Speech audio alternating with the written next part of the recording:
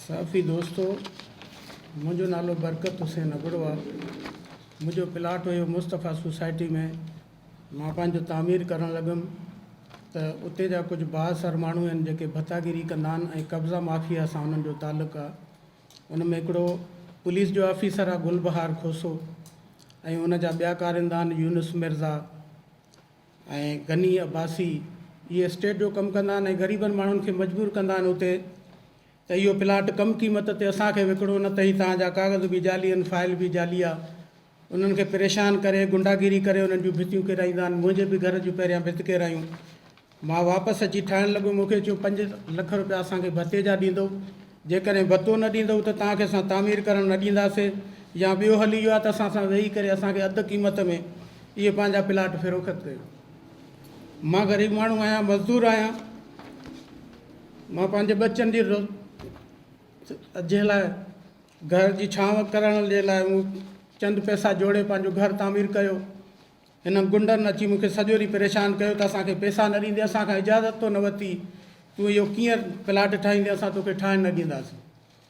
उनजे बावजूदि आउं घर तामीर कयो। शाम जो चादरूं बादरूं रखी करे पंहिंजा ॿच्चा न्याणियूं वठी वेही रहियुमि। हीअ पासे में मुंहिंजी भेण आहे, हिन जो बैक साइड में 120 गज़ जो प्लाट आहे, ऐं हीअ मुंहिंजी घरवारी, मुंहिंजा ॿच्चा, हीअ मुंहिंजी न्याणी कुंड ते वेठी आहे।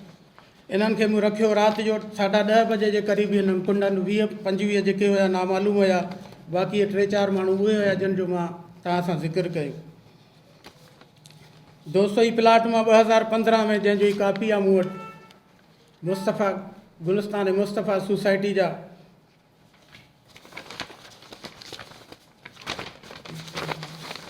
ऐं हीअ ॿियो प्लाट आहे 180 गज़ जो, जेको मुंहिंजे नाले ते आहे, हू मुंहिंजी भेण जे नाले ते आहे। जहिड़े वक़्तु ही गुंडनि अची हमिलो कयो, मुंहिंजा ॿच्चा मूंसां मौजूदु हुया, मुंहिंजे घर जो सामान मौजूदु हुयो, कंस्ट्रक्शन जो सामान सॼो मौजूदु हुयो। इन्हनि अची मूंखे धिका ॾिना, मुंहिंजे ॿारनि खे किरायूं हेठि। ऐं पंहिंजो घर छॾे भॼण ते मजबूर थियुमि। थाणे वियुमि, मुंहिंजी थाणे वारनि कान ॿुधी, मूंखे 2 ॾींहं रोईंदे रोईंदे थाणे ते गुज़री आहे। उनखां बाद में SSP इरफान अली बहादुर साहब ॾे वियुमि, उनखे रूबरू पेश थी मूं सॼो किसो ॿुधायो, जंहिंखे हीअ दरख़्वास्त मूं पेश कई। ऐं उन्हनि FIR जो ऑर्डर ॾिनो उन गुंडनि ते, भतागिरीअ जो, तोड़ फोड़ जो ऐं नुक़सान जो ऐं जान खां मारण जे ख़तरे जो। 5-6 ॾींहंनि खां बावजूदि ही मुंहिंजी FIR कटियल आहे। पुलिस मुंहिंजी का मदद नथी करे, सभई आज़ादु घुमनि था, कातिल धमकियूं ॾियनि था त असां तोखे हिते कॾहिं बि आबाद थियणु न ॾींदासीं जेकॾहिं असांखे भतो न मिलियो या इहे प्लाट तुंहिंजा असांखे न मिलिया। दोस्तो, ही तमामु वटि पेपर मौजूदु आहिनि। हीउ नक्शो मौजूदु आहे मुस्तफ़ा सोसाइटी जो। इहे बदमाश न कंहिं भते खे था मञनि, न कंहिं नक्शे खे था मञनि, न थाणे खे था मञनि, कंहिं जी गवाही नथा वठनि। सिर्फ़ु इहो था चवनि त असांखे भतो न मिलियो, असां तोखे ठाहिण न ॾींदासीं, या इहे प्लाट असांखे फ़रोख़्त कयो। फ़ैसिले में वियूं था त फ़ैसिलो नथा कनि, कसम क़ुरान ते अचे थी ॻाल्हि त मञनि था अव्हांजा प्लाट आहिनि, पर असां अव्हांखे ठाहिण न ॾींदासीं जेसि ताईं असांजो ख़र्चो या असांखे प्लाट फ़रोख़्त न कंदा। मां ग़रीब माण्हू, मिसकीन माली आहियां।